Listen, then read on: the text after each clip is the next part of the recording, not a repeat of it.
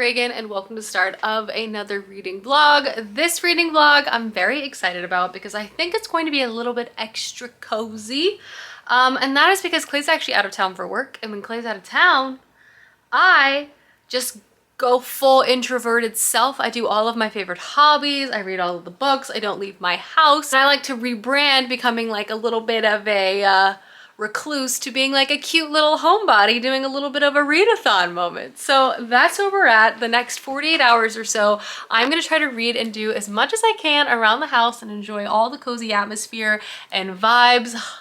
I love the holidays. But without further ado, let's chat about the 3 books that are on my TBR. So I currently have a collection of 3 books that are all rather different from one another that I'm hoping to read over the course of the next couple of days. The first book, and probably my main priority, is Ancillary Justice by Ann Leckie. I've been craving reading sci-fi, and this series is just really beloved. A new book just recently came out within this world, and I've just been wanting to really push myself to start it, and I just feel like this will be something I'll be able to hopefully read kind of quickly, but also just in general enjoy.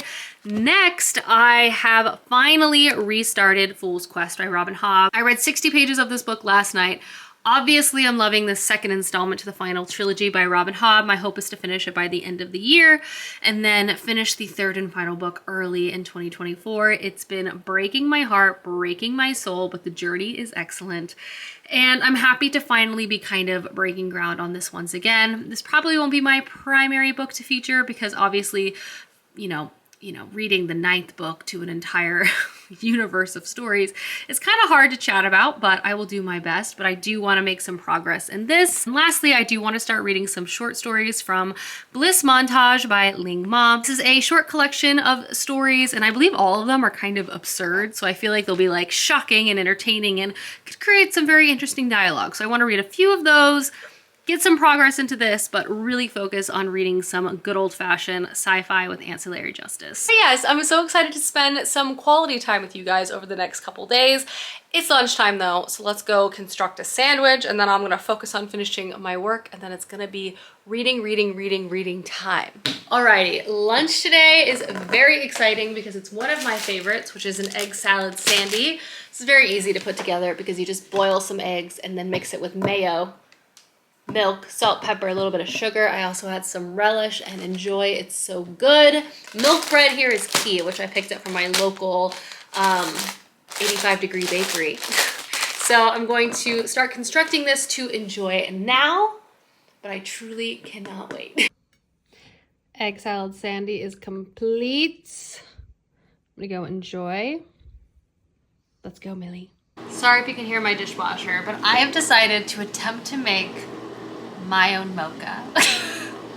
I have espresso, I have milk, and I have hot cocoa mix and marshmallows, and I think all I need to do is heat up milk mixed with hot cocoa mix, add espresso, whipped cream, marshmallows, and we got, you know, a delicious beverage. And then I'm gonna sit down and do some reading. I'm gonna start Ancillary Justice, I think, and settle in. I'm like looking at all the leaves that have fallen. All the leaves have fallen in Texas in the past week. Sorry, that was definitely a hard pivot, but let's make this mocha, or attempt to make it.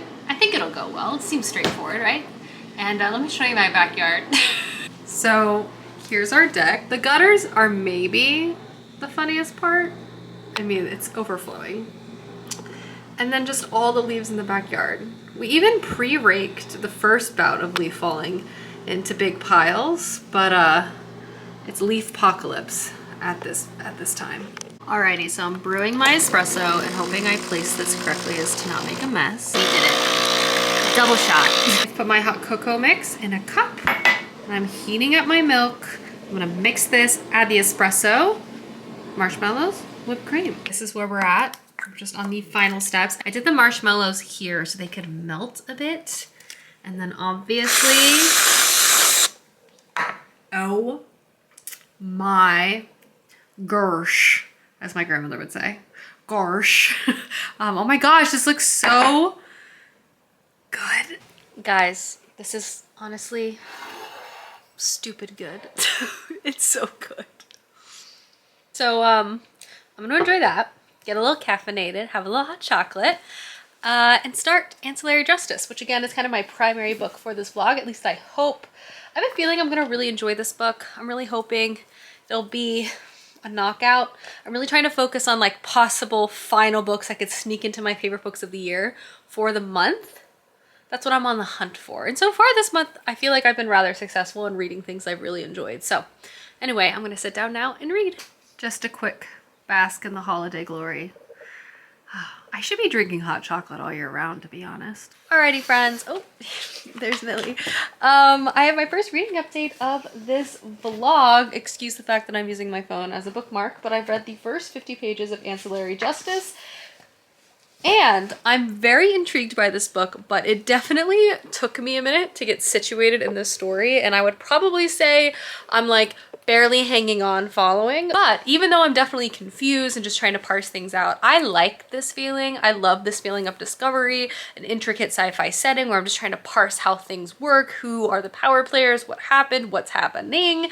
And that's definitely the experience I'm having with reading Ancillary Justice. So in this book, we're introduced to our main character, who I guess we could say they're called the Justice of Torin. And they are an entity that exists throughout many entities. They basically have 20 bodies, and for thousands of years they have acted as the justice for a military ship, for a very powerful, colonially minded evil set of like empire that has been controlling a part of the galaxy.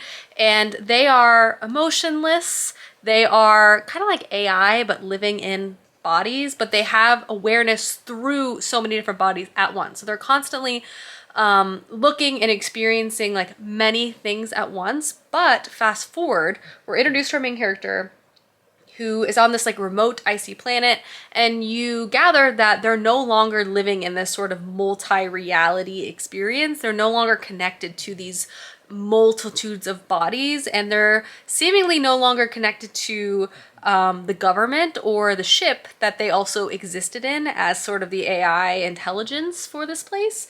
And so far I've only read 50 pages, and I'm shifting back and forth between present day, which is again on this remote icy planet, and our main character clearly has some type of mission, and they're trying to gather information for a cause I'm not entirely sure, and the information itself I'm not entirely sure, but they have a clear goal, and they have urgency to accomplish this goal. But then we also shift to other chapters where our main character is still existing as this 20-person AI reality, and they're on this faraway planet which has been recently colonized, and we see their existence with working with one of the officers who are kind of like boots on the ground working with the people living there. But again, they also have many officers they're working with on a daily basis, but I guess our primary point of view is through this primary specific relationship and experience so far at the moment on this planet.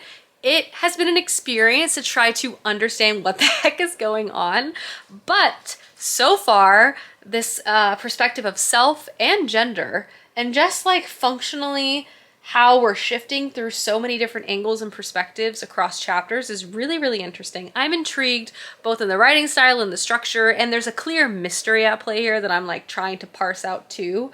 I feel like it's going to pick up to be rather quick, and I feel like once I kind of get used to the unique way that this story is told with our narrator, I'll be able to read it faster. At least I've already started to experience that, because I had to reread like the first bit a couple times because I was like, what?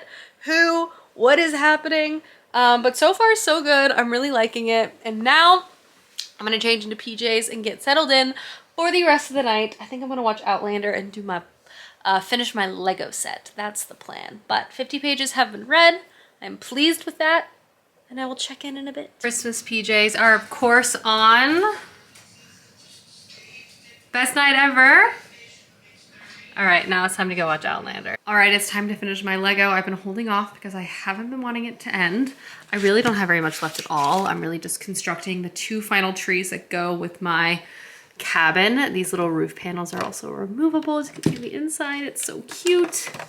But we're gonna finish it, and it's gonna be a blast. And I'm gonna put on some TV. I also have decided I think I'm gonna start The Buccaneers instead of watching Outlander, because I love starting new shows.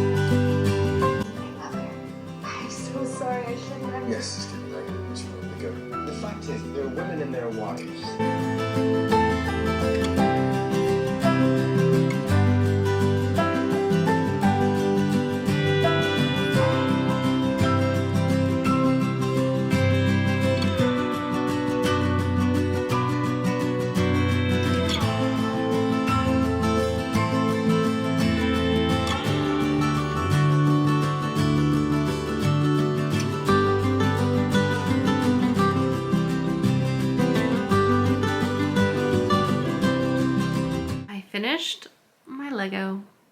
Huzzah. Tonight's approachable dinner is a loaded baked potatoes because you just roast some potatoes and throw a lot of stuff on them. Should be delicious. It's like 1.5 potatoes because I didn't think one was enough, so there we go.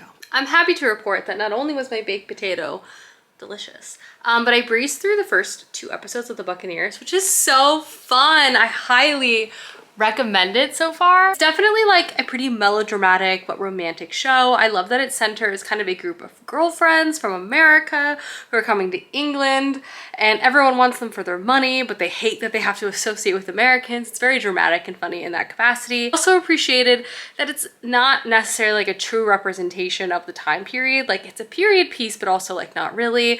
The music is modern. The soundtrack is incredible, honestly. And a lot of like the aspects of what's going on feels almost like let's make Gossip Girl but set it in the 1800s, and it's a lot of fun for that reason. I'll also say I was expecting these friendships to be uncomplicated, but not every character is perfect, not even all the girl characters. But it's really endearing. There's love triangles, there's drama, and it's funny, and I'll also say it's just like easy to watch and have on, which is what I've been watching, eating my baked potato and also working on my Lego. So definitely a win for tonight. And listen, I am a sucker for any type of movie or show from the past, set in the past, let's say. So anyway, I'm gonna turn on episode 3 and see whose side of this love triangle I'm on.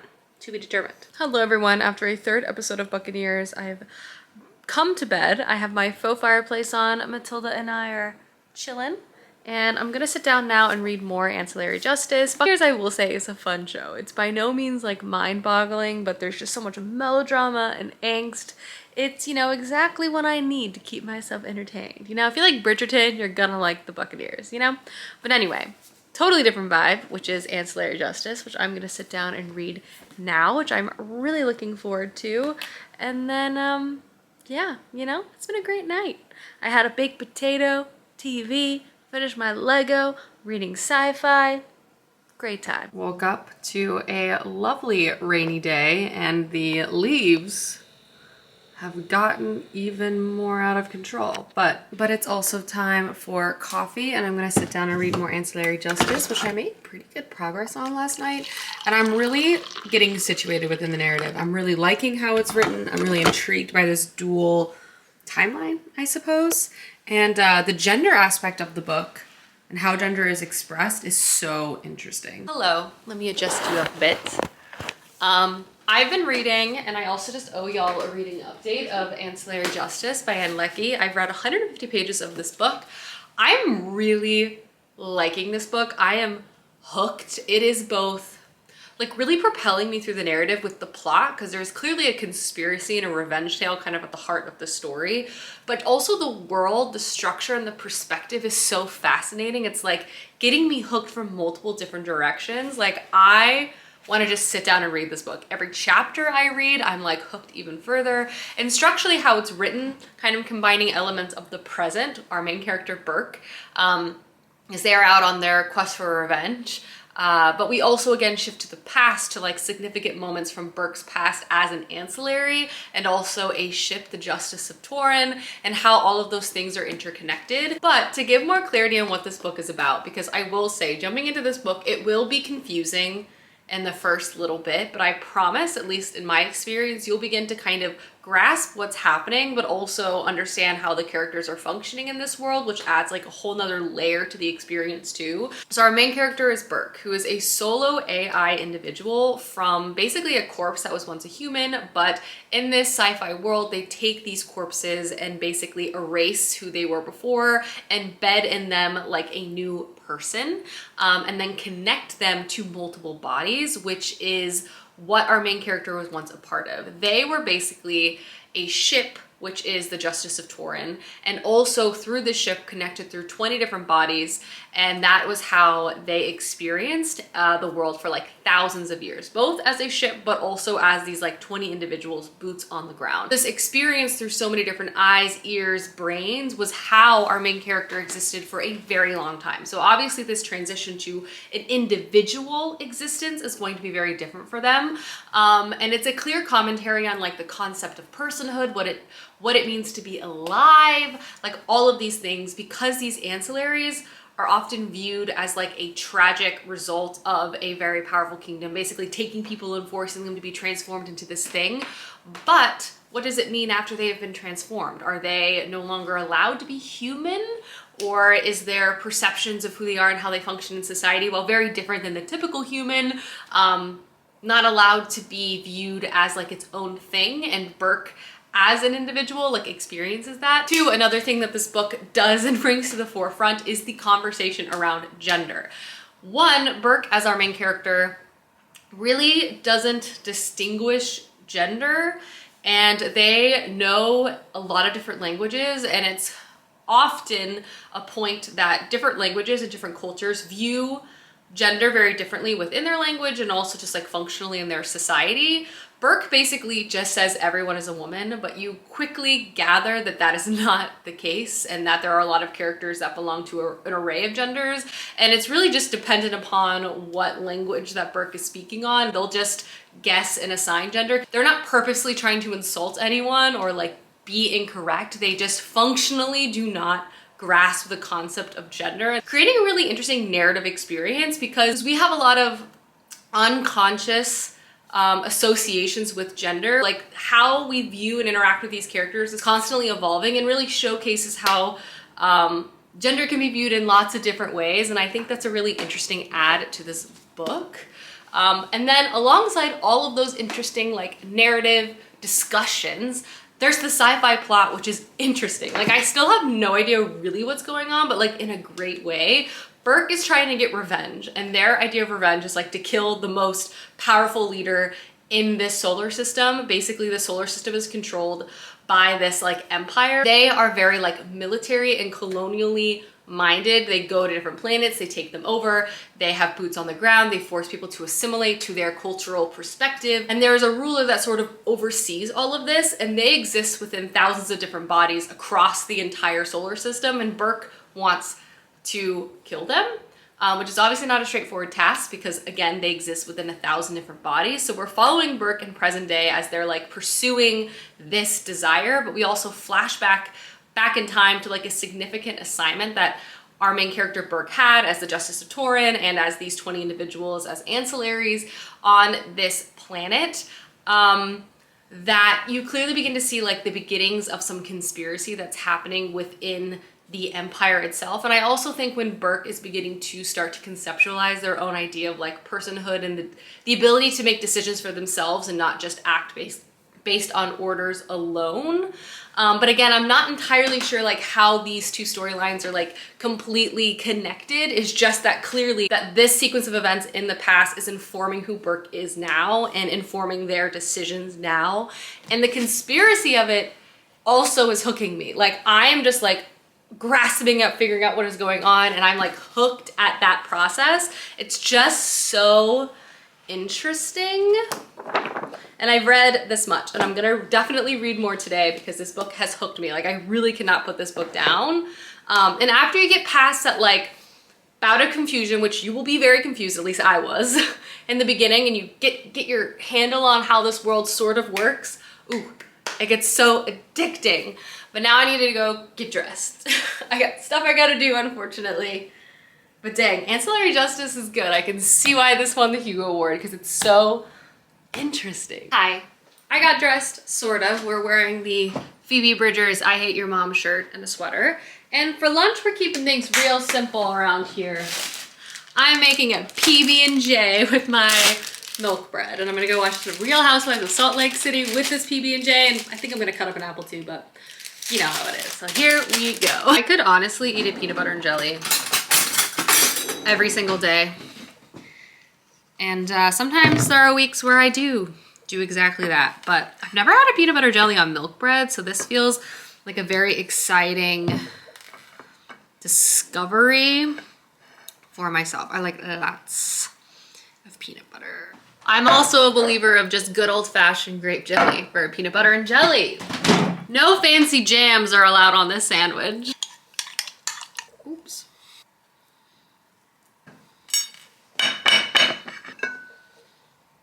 Divine. Alrighty, I was gonna maybe make another mocha this afternoon, but transparently, I'm feeling too lazy for that. So I am gonna heat up this 7-hour-old coffee and enjoy a cup of it, but I will make it a little fun. Hold. And that is take my black coffee and just top it with whipped cream. Instantly, I'm a barista. Anyway, I'm gonna go read more Ancillary Justice now because I finished all my work. Let's do a little bit of a reading sprint.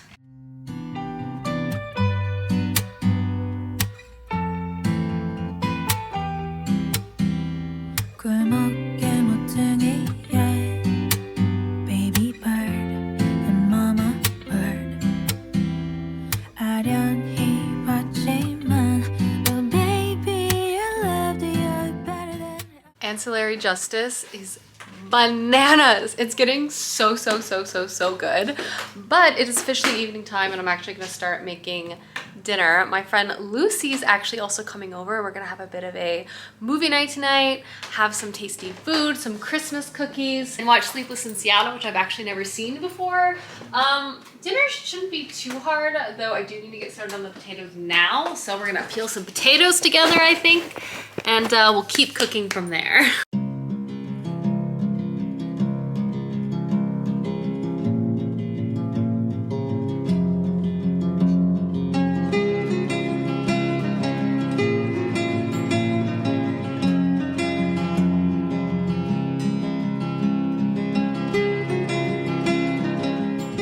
Dinner is served.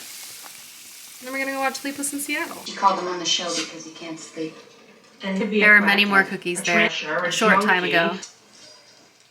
Actually, he sounded nice. Oh? Oh, really? The movie is complete and now I am in bed and I'm gonna read more Ancillary Justice. So I have to say, I really enjoyed Sleepless in Seattle. I'd never seen it before and it has all of, you know, the great elements of that writer and director, but it's also like a little creepy. You change the score, adjust the lighting, like it's a little freaky, you know? I'm just saying, Meg Ryan goes to some lengths to get Tom Hanks in that movie. Good morning, everyone. It's time to do some reading. I stayed up pretty late last night reading Ancillary Justice. This book is so good. I'm starting to also get a grip on what the actual conspiracy of this book is, and my mind is blown. I'm just truly hooked. The character dynamics, the writing style, this world and how it functions. It's just such an interesting book to read. So I'm gonna enjoy my coffee, read more, and do a more thorough update in a bit. Hello friends, we're officially on day 3 of my little cozy 72-hour Clay's away, I will do whatever I want reading vlog. And I'm happy to report I have about 50 pages left of Ancillary Justice. I read so much of this last night and a bit more this morning, and I plan to finish it very soon. This book is so good and it's doing so many different things really well. I love our main character Breck, 1S, Justice of Toron. I think they're a fascinating character. They're incredibly likable and they're constantly like bringing forth the concept of what is personhood, what does it mean to be alive. Obviously we're set in this empire which is controlled by an all-powerful individual, and they have been taking over and using, you know, violent military occupation to get resources and to maintain and control the entire boundaries of their empire. And throughout this entire book, you know there's something going on. There's a conspiracy that is driving our main character, and we're seeing glimpses of that both in the present and the past. And finally, when like parts of it begin to get revealed and like things begin to get colored in. You get like hints, you get references to things, and you get that there's something that happened, but the full scope and how everything is connected is like unclear for a while, but slowly things begin to make sense, and you're just like, what the heck? And then also, where do we go from here? It's both a shocking reveal and also like, what do you even do with this information? Like, I don't even know. Like, it's a wild thing to behold. Also in the present chapters, like alongside this wild plot line, really interesting characters, central mystery, so much like interesting world building for this sci-fi world. There's also some cool character interactions and like character relationships, particularly between our main character and this kind of like stray that she picks up along the way. And there's just so many pieces of this book I've really enjoyed so much, and I've truly flown through it. And it's just really good. So I'm gonna finish it this morning, but I just wanted to give an update. And then from there, I am gonna pivot and start reading some of the short stories in Bliss Montage, as this book's not very long. I might not finish it, but I wanna start it. And then obviously, I also plan to read some more of Fool's Quest today too. So we're gonna get a touch of every book I've mentioned at least so far in this vlog. It's a rainy, gloomy day, so a perfect day for reading, but Ancillary Justice is so good. I can see why it won a lot of awards, why it's so loved, because it's so interesting, and I just feel like I'm gonna marathon this series. But anyway, reading progress has been made. Hi, my shirt is inside out. Let's ignore that. I finished Ancillary Justice. This is 384 pages. And it was fantastic. I just shocked, awed, amazed. Also just like the choices that the author made and included in this book, which is really interesting.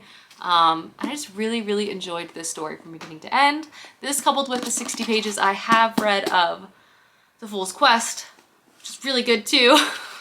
I've read almost 500 pages, which I'm pretty pleased with for my 3-day little introverted excursion. But yeah, it's time to move on soon to Bliss Montage and reading more of The Fool's Quest, but I'm so happy I picked this book up. I've owned this book for so many years. We finally did it, folks. We finally did it. Another one off the old TBR. An obvious lunch compilation. Oh, I forgot my little hummus bowl. Alrighty, time to go watch a little bit of reality TV and then do more reading. It's been so perfectly gloomy outside today. The rain has been top-notch. Also, Clay is officially back, which marks the beginning of the end of my cozy introverted good time, because he's already made plans with people for us tonight, which I'm grateful for. I should go back out into the world after 3 days. But, oh, I actually owe y'all a reading update because I've read about 80 pages of Bliss Montage. Let me go grab it. Here we are. I've read the first 2 short stories in short story collections. I feel like short story collections in general are just, and maybe I'm wrong to say this, they're just, I don't see them chatted about as much as like general fiction, but I do think the experience of a short story collection is such a unique one. And I think this also comes from me as like a reader. I love a strong concept that doesn't necessarily need to be like fleshed out and like a full experience of a novel, just like a snapshot of a concept it played out in situ amongst characters, I think can be such an interesting experience and like leave you like shocked and then pondering on the concept, because you have to like continue to work about like what it means and fill in the blanks even further. It has this like, it doesn't need to be like fully concrete. And I don't know, the sort of here then gone experience of a short story, I also feel like can just be so impactful to me as a reader. Ling Ma is a writer. Whew. First 2 short stories I have read, I was hooked. The concept of both of them are very wild. At the same time, like the feelings and the emotions that we're sort of processing through our characters are not wild. And in fact, she's sort of toying, as the synopsis says, on like everyday fears and fantasies through these like very over-the-top concepts or starting points for her stories. The first story I read, it basically followed a woman who lived in a house with her husband and every single ex-boyfriend that she'd ever had, but it was really an exploration of abuse and particularly a relationship from her early adulthood with a partner who abused her, and her kind of confronting that and exploring that. So like part of it was like in this house in the future, but then part of it felt very, very real and not strange at all. And then the other story I read was about two young women who take this drug that basically make them invisible, and was an exploration of their relationship through time. And it just like, both of these have left me so much to ponder, and like, I really like how Ling Ma writes, and I just feel like so far what I've read, I've really liked both short stories quite a bit, and I was like hooked reading both of them for different reasons too. I still have more short stories to read and experience, but I'm very pleased with how fantastic the first two short stories were in this, and a great reminder of just how much I love short stories, and I need to prioritize reading more collections next year, because some of my favorite like lit fic books on my shelf are short story collections. I just think they're such interesting contemplations of like concepts and emotions, and like a smaller setting. But yeah, man, both of the books, all of the books I've read so far for this vlog have been incredible. Look, I told you he's back. Both of the main books I feel like I featured for this vlog, which is Bliss Montage and then obviously Ancillary Justice, have been really, really fantastic. And then I also have read separately Some Pages in Fool's Quest, which is just like my personal pursuit and needing to finish this book before the end of the year, which is also very excellent, as I'm 50% of the way through that book officially. But yeah, I'm looking forward to continue to read this book. I'm interested to see the different experiences that Ling Ma explores, and it's just so good. It's so good, and the cover is excellent too. But yeah, so far I'm really enjoying. Hi guys, it's Reagan, and welcome to the end of the vlog. The next day, I just wanted to pop in and wrap up everything I was able to read over the course of this introverted at-home midi sort of read-a-thon situation. Obviously, my main book of this vlog was Ancillary Justice. I loved this book, and I also plan to pick up book 2 as soon as possible. This was gripping, it was fast-paced, the concepts were also mind-boggling. I just loved how it was written, and Anne Leckie's like concepts were just so strong in this. And there, I was able to read 50% of Bliss Montage. I just passed the 100-page mark, and I read an additional 2 stories since the last time I checked in about this book, and it's continuing to grip me in all of the best ways. The concept of each story is so unique to that story experience. The connective tissue between all of the stories is very much there. This exploration of love and longing and wanting to belong, both within interpersonal relationships, but also within society, kind of exploring some of our like deepest